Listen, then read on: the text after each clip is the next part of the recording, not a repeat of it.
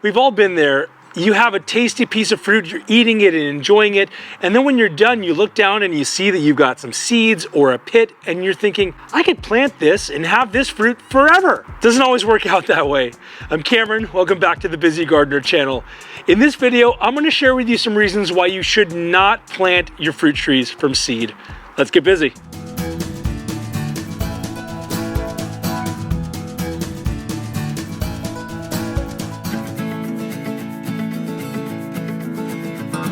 Now, I don't want you to miss anything on the Busy Gardener channel, so now would be a great time to hit the subscribe button, hit the like button, and if you haven't already joined the Busy Gardener channel as a member, why don't you hit the join button and see if there's some membership option that works for you. Okay, let's look at the video.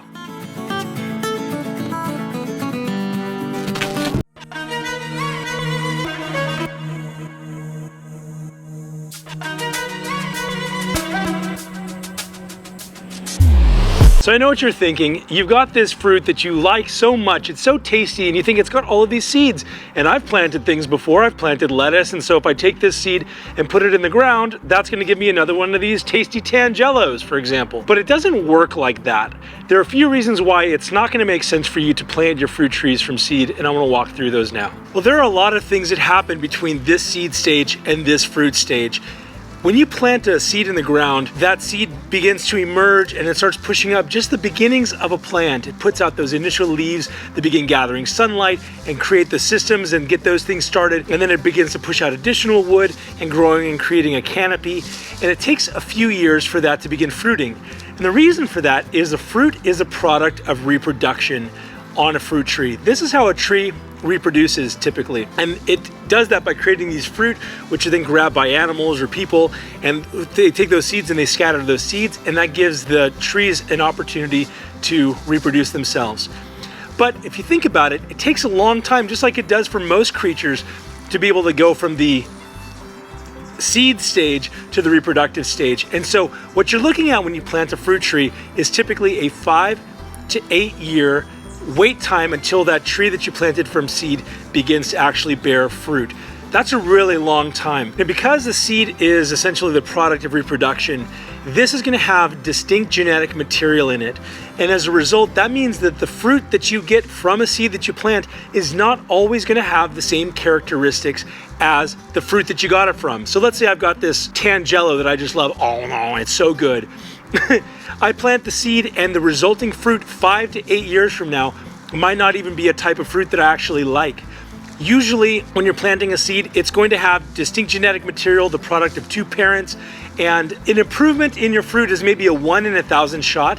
Usually it's going to be something that is not an improvement. In fact, most of the really interesting crosses like pluots and apriums and things have been the result of very intentional crossbreeding between plants for specific genetic traits. And so what they do is they take and they cross-pollinate these plants, they take the resulting seeds, or pits in those cases, they plant all of those, they taste the resulting fruit, and they'll plant hundreds of them to see if they can find a single improved variety that they can then market. So the chance of you getting an improvement when you plant your seed is really unlikely. Okay, we've talked about the amount of time it takes until your plant can begin fruiting. We've talked through the characteristics of the fruit that do emerge, not necessarily being the exact type of fruit that you were expecting. The final thing that I would talk about has to do with the rootstock itself. So where this is grafted, both parts of this tree are providing desired characteristics. The top of this tree is providing the desired fruiting characteristics and growth habit, and the bottom of this tree, the rootstock, the part that's beneath the soil and emerging, is also used and replicated for its characteristics. Sometimes it's disease resistant, or it's able to grow in damp soil, or a whole bunch of other reasons why this type of rootstock is going to provide a greater health to the tree overall. There's some rootstocks where the fruit itself might be really tasty, but the rootstock that it naturally grew from, original rootstock of that tree, sometimes doesn't have the support to be able to support the top part, and it might snap in half in the wind. And so that's one of the real benefits of being able to graft onto a desired rootstock, is that the rootstock is providing some real serious benefits as well. The way nurseries are able to ensure that you're getting the specific kind of fruit that you're looking for is they cut off a branch off of an existing tree and they graft that branch onto that rootstock, and that way you're ensuring that you get the identical fruit. And so when you look at a navel orange, for example, Every navel orange tree is genetically identical to the original tree the first graftings were taken from, which is actually in Riverside, California to this day. And that's been for what, the last 100 years or whatever it's been. So it's preserving the genetic material and getting a genetically identical piece of fruit that is going to for sure push out the desired type of fruit. So my dad planted the seed of a sweet lemon that he got from his cousin, and he planted it 6 years ago, and this year is the first year that it's given fruit. And the fruit is similar to the fruit that he got it from. Nothing really special to write home about, but it took an awful long time to figure that out. Okay, you're thinking, I still want to plant my tree from seed, and I get it. You're thinking, this tree over here is 35 bucks at the nursery. I can just take the seed and put it in the ground.